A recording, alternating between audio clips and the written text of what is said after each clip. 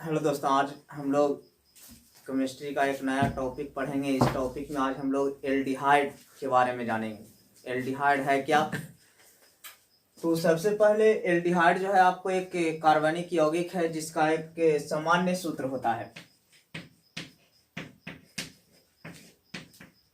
सामान्य सूत्र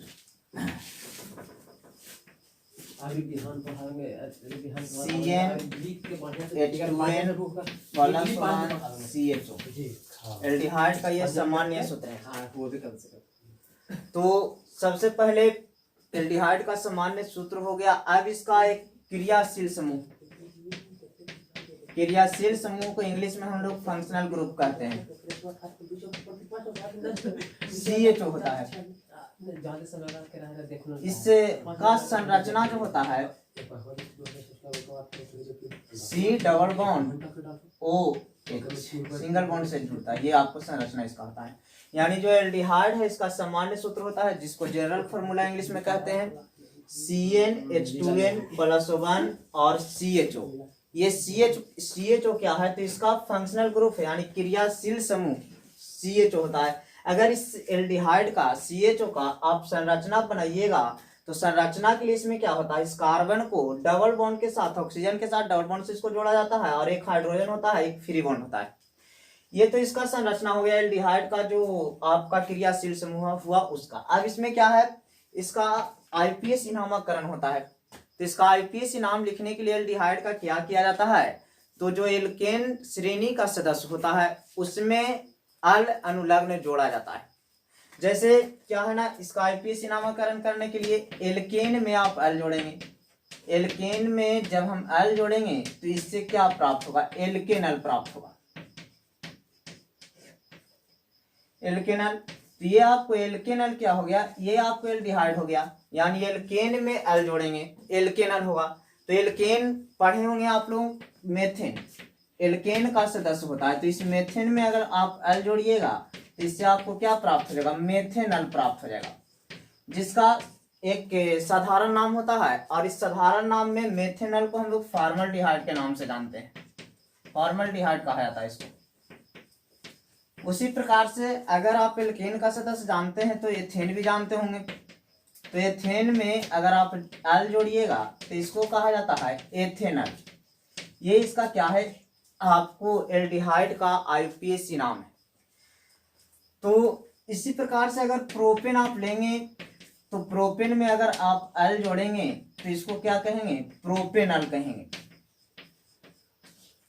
तो एल्डिहाइड का यानी मेथेन में अल जोड़े मेथेनल हो गया, जिसका साधारण नाम आपको फॉर्मल्डिहाइड होगा। एथेन में अल जोड़ते हैं तो एथेनल प्राप्त होता है, इसको एस्टल्डिहाइड भी कहा जाता है। प्रोपेन में अल जोड़ते हैं तो प्रोपेनल होता है।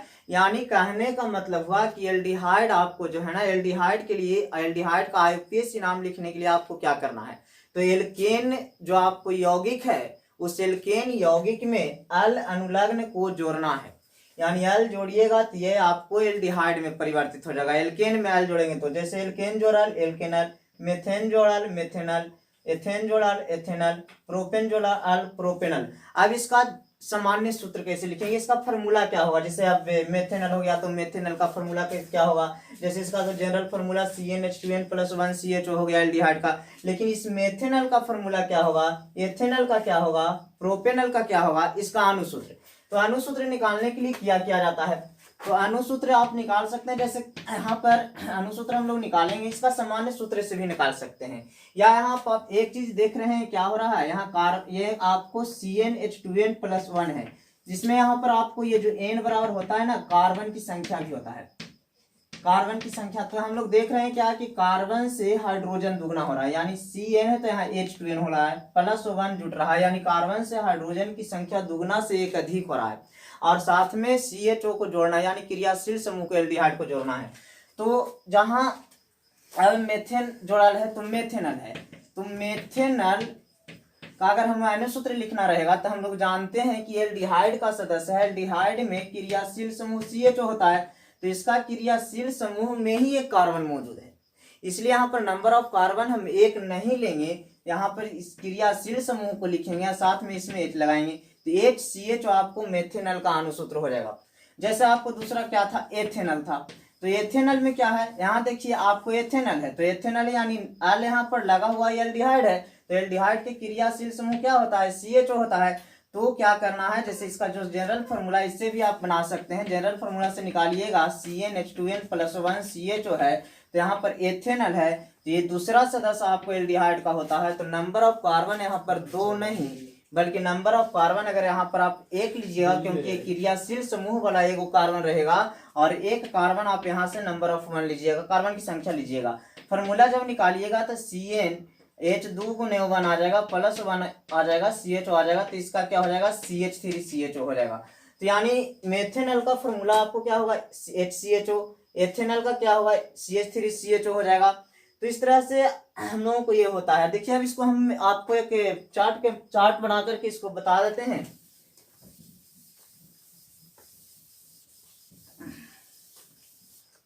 जैसे हम लोग क्या करेंगे, कॉलम बनाएंगे, पहला कॉलम में लिखेंगे कार्बन की संख्या, दूसरा कॉलम में हम लोग लिखेंगे क्या, IUPAC इनाम,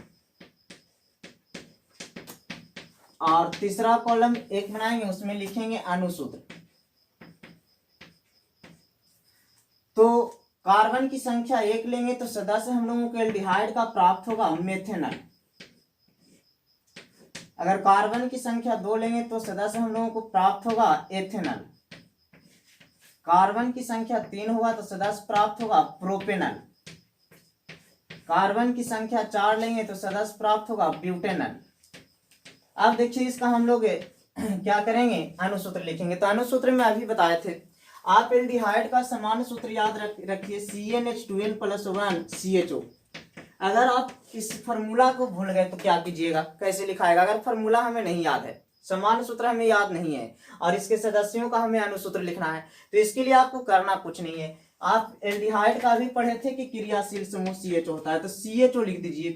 यहाँ पर कार्बन आपको 1 हो गया, जब मेथ रहता है तो ऐसे भी कार्बन की संख्या 1 होता है, एक जोड़ दीजिए। अब यहाँ जैसे दूसरा नंबर का लिखना है, तो एथेनल है, तो दूसरा नंबर का सदस्य है, तो कार्बन की संख्या जितना नंबर का सदस्य रहेगा उससे 1 कम लेना है, यानी यहाँ पर 2 नंबर का सदस्य है तो कार्बन की संख्या 1 लेंगे।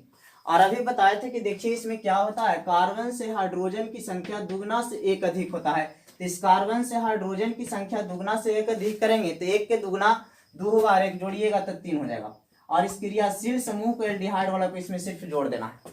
उसके बाद अगर तीसरा है, तो यहाँ पर कार्बन की संख्या 3 नंबर का ये सदस्य है, तो 1 कम लेंगे यानी 2 लेंगे।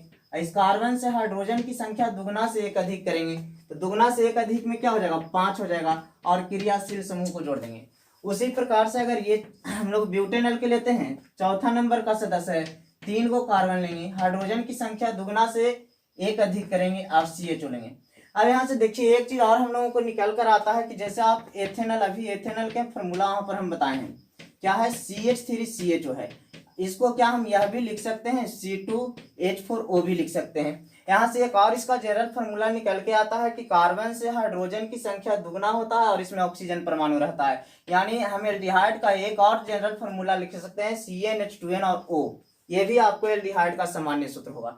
ये तो आपको एल्डिहाइड का समान सूत्र है ही, ये भी आपको एल्डिहाइड का सामान्य सूत्र होगा, क्योंकि देखिए यहाँ से पता क्या लग रहा है कि कार्बन से हाइड्रोजन की संख्या दुगना है और साथ में ऑक्सीजन परमाणु होती है, यही तो हुआ, कार्बन से हाइड्रोजन की संख्या यहाँ भी दुगना हो गया, ऑक्सीजन परमाणु हो गया। उसी प्रकार से आप किसी का भी चेक करके देख सकते हैं, जैसे मान लिया जाए कि ब्यूटेनल का है, तो ब्यूटेनल है तो इसको आप क्या लिख सकते हैं, C4H8O लिख सकते हैं। यहाँ से भी देखिए तो कार्बन से हाइड्रोजन की संख्या दुगना और ये ऑक्सीजन परमाणु है, तो इस तरह से हम एल्डिहाइड का ये भी समान सूत्र कह सकते हैं, CnH2n भी कह सकते हैं, और एल्डिहाइड का ये भी समान सूत्र होगा, CnH2n+1 CHO होगा, दोनों हो सकता है। लेकिन क्रियाशील समूह में हमेशा जो होगा ना आपको CHO ही होगा, O नहीं होगा। O अगर क्रियाशील समूह होगा तो ये इथर का हो जाता है, लेकिन क्रियाशील समूह में हमेशा इसका CHO होगा।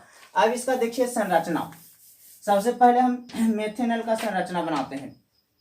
मेथेनल फॉर्मूला इसका हो गया HCHO, इसका संरचना बनाना है।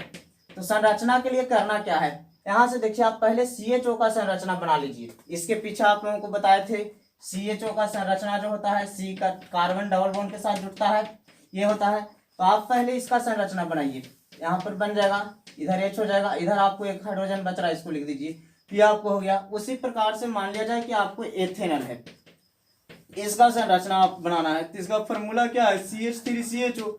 तो यहाँ से पहले आप CHO को बना लीजिए। तो CHO को बनाइएगा तो C डबल बॉन्ड और H हो जाएगा। इधर आपको CH3 है, इसका संरचना आप बना लीजिए। तो ये आपको एथेनॉल का हो जाएगा। उसी प्रकार से आपको था प्रोपेनॉल। तो प्रोपेनॉल में क्या था, C2H5CHO।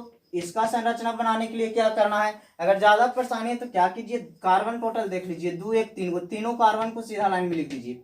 सबके बीच सिंगल बॉन्ड का प्रयोग कीजिए। लास्ट वाला कार्बन को डबल बॉन्ड ऑक्सीजन से जोड़ दीजिए। ये आप डबल बॉन्ड नीचे भी जोड़ सकते हैं, यहाँ पर H हो जाएगा। बाकी सभी जगह आप H दे दीजिए। आप इसको इस रूप में भी लिख सकते हैं, इसको CH3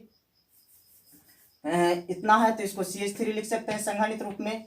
इसको आप CH2 लिख सकते हैं और ये आपको CHO हो जाएगा। उसी प्रकार से एक और था आपको ब्यूटेनॉल। तो ब्यूटेनॉल का फॉर्मूला होता है क्या, C3H7CHO। यहाँ से देखिए कार्बन 3 1 4 को, टोटल कार्बन को सीधा लाइन में लिख दीजिए, 4 डबल बॉन्ड के साथ ऑक्सीजन को जोड़ दीजिए। हाइड्रोजन हो गया, बीच में जितना भी कार्बन है उस पर 2 को हाइड्रोजन पड़ेगा और शुरू वाला कार्बन पर 3 हाइड्रोजन हो जाएगा। यहाँ से आप इसको क्या लिखिएगा, CH3, इसको आप क्या लिख सकते हैं, CH2, इसको आप क्या लिख सकते हैं, CH2, और इसको लिखेंगे CHO। तो ये एल्डिहाइड का आपको IPSC नामकरण हो गया, आपको संरचना हो गया, सामान्य सूत्र हो गया। Thank you. अगला वीडियो में आगे हम लोग देखेंगे।